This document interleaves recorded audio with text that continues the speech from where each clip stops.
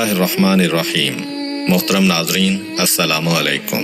ایک یہودی کو رسول خدا صلی اللہ علیہ وآلہ وسلم سے چند دینار قرض واپس لینا تھا۔ ایک دن آپ راستے میں جا رہے تھے کہ وہ یہودی آپ کے پاس آیا اور اس نے کہا، جب تک آپ میرا قرض ادا نہیں کریں گے اس وقت تک میں آپ کو یہاں سے نہیں جانے دوں گا۔ نبی اکرم صلی اللہ علیہ وآلہ وسلم نے فرمایا، اس وقت ادائیگی کے لیے میرے پاس کچھ بھی نہیں ہے۔ یہودی نے کہا، جب تک آپ میرا قرض واپس نہیں دیں گے میں بھی آپ کو یہاں سے جانے نہیں دوں گا۔ آپ نے فرمایا، اگر یہ بات ہے تو میں تیرے ساتھ یہیں بیٹھ جاتا ہوں۔ یہ کہہ کر آپ اس کے ساتھ بیٹھ گئے۔ جیسے جیسے وقت گزرتا گیا آپ کے صحابہ وہاں جمع ہوتے گئے۔ جب انہوں نے یہودی کی یہ جسارت دیکھی تو انہوں نے اس کو سزا دینے کا ارادہ کیا۔ آپ نے انہیں ہر طرح کی تادیبی کارروائی سے روک دیا اور فرمایا کہ تم دور چلے جاؤ۔ حکم رسول کے تحت صحابہ دور چلے گئے۔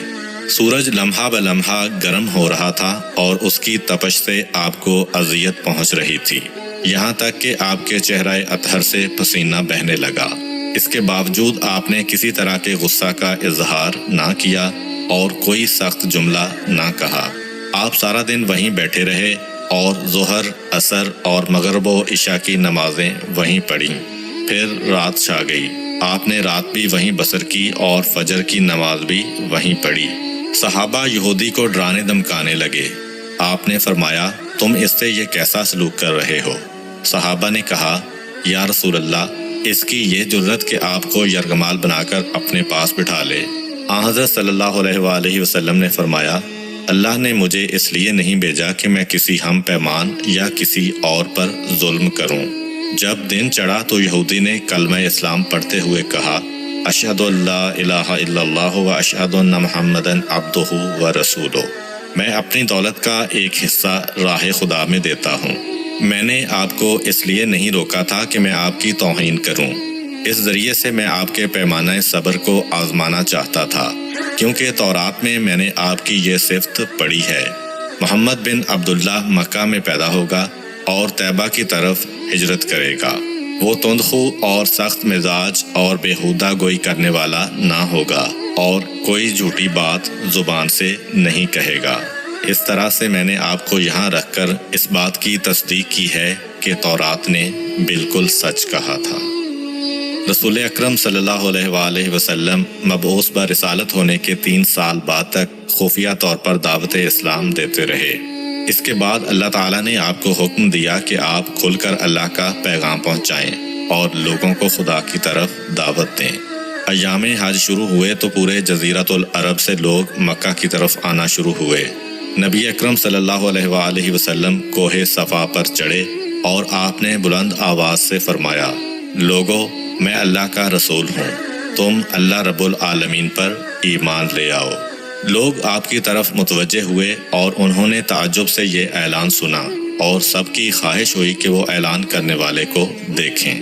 پھر آپ صفا سے اتر کر مروہ آئے اور وہاں پر بھی آپ نے 3 بار یہی اعلان کیا۔ جب ابو جہل نے آن حضرت صلی اللہ علیہ وآلہ وسلم کا یہ اعلان سنا تو اسے سخت غصہ آیا۔ اس نے زمین سے ایک پتھر اٹھا کر آپ کی پیشانی پر مارا، جس سے آپ کی پیشانی زخمی ہو گئی، خون بہنے لگا اور آپ کا پورا چہرہ لہو لہان ہو گیا۔ اس کے بعد تمام مشرکین آپ کو پتھر مارنے لگے۔ نبی اکرم صلی اللہ علیہ وآلہ وسلم مجبور ہو کر کوہ ابو قبیس پر چڑھ گئے اور ایک چٹان کے پیچھے جا کر چھپ گئے۔ مشرکین نے بھی آپ کا تعاقب کیا لیکن آپ انہیں کہیں دکھائی نہ دیے۔ ناکام و نامراد ہو کر انہیں واپس آنا پڑا۔ اسی اثناء میں ایک شخص نے حضرت علی علیہ السلام کو اس واقعہ کی اطلاع دی اور کہا کہ میرا خیال یہ ہے کہ محمد مارے جا چکے ہیں، نعوذ باللہ۔ یہ سن کر حضرت علی علیہ السلام کو شدید دکھ ہوا اور آپ ام المومنین حضرت خدیجہ الکبریٰ سلام اللہ علیہ کے پاس آئے اور ان سے کہا، میں نے سنا ہے کہ مشرکین نے رسول خدا صلی اللہ علیہ وآلہ وسلم پر سنگ باری کی ہے اور بعض لوگوں کا یہ گمان ہے کہ نبی اکرم شہید ہو گئے ہیں۔ آپ روٹی پانی اٹھائیں اور میرے ساتھ انہیں تلاش کرنے کے لیے چلیں، ممکن ہے ہمیں ان کا کہیں نشان مل جائے۔ آپ وادی پر نظر رکھیں اور میں پہاڑ کے دامن میں آپ صلی اللہ علیہ وآلہ وسلم کو تلاش کرتا ہوں۔ آپ روتے ہوئے آگے بڑھے اور آپ کہہ رہے تھے، یا رسول اللہ، ہمیں جواب دیں، آپ کہاں ہیں؟ میری روح آپ پر قربان، آپ کس وادی میں بھوکے پیاسے ہیں؟ آپ نے مجھے اپنے ساتھ کیوں نہ لیا تھا؟ حضرت خدیجہ رو رو کر فریاد کر رہی تھیں، کوئی ہے جو نبی مصطفیٰ کی مجھے خبر دے؟ کیا کسی نے انہیں دیکھا ہے جو مجھے ان کے متعلق بتلائے؟ اس وقت جبریل امین علیہ السلام رسول خدا صلی اللہ علیہ وآلہ وسلم پر نازل ہوئے۔ ان کے پیچھے ملائکہ کی بہت سی صفیں تھیں۔ انہوں نے حضرت صلی اللہ علیہ وآلہ وسلم سے کہا، خداوند جبار نے ہمیں آپ کے فرمان کی تعمیل کے لیے بھیجا ہے۔ اگر آپ چاہیں تو ہم اس قوم کو تباہ کر دیں گے اور ان کا دنیا میں کہیں نام و نشان تک دکھائی نہ دے گا۔ رحمت للعالمین نے فرمایا، میں نبی رحمت بنا کر بھیجا گیا ہوں، میں عذاب و انتقام کا حامی نہیں ہوں۔ پروردگار میری قوم کو معاف کر دے، وہ مجھے جانتے نہیں ہیں۔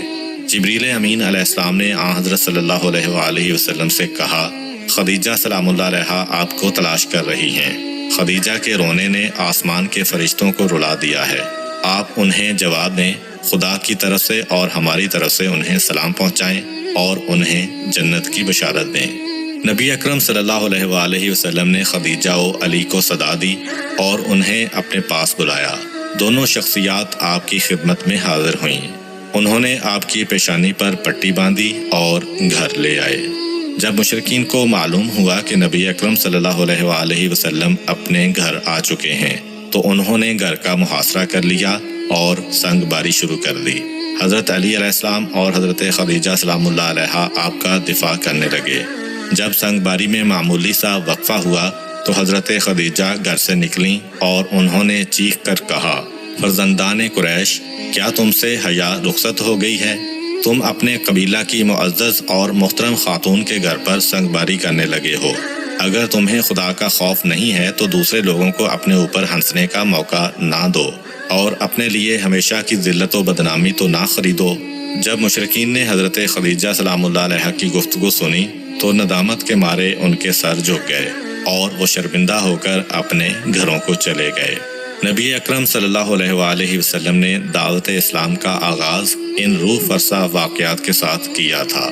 آپ پر کروڑوں سلام ہوں۔ آپ نے لوگوں کو گمراہی و ضلالت سے بچانے کے لیے قدم قدم پر تکالیف اٹھائیں اور صدمے برداشت کیے۔ امید کرتا ہوں کہ آپ کو آج کی ویڈیو اچھی لگی ہوگی۔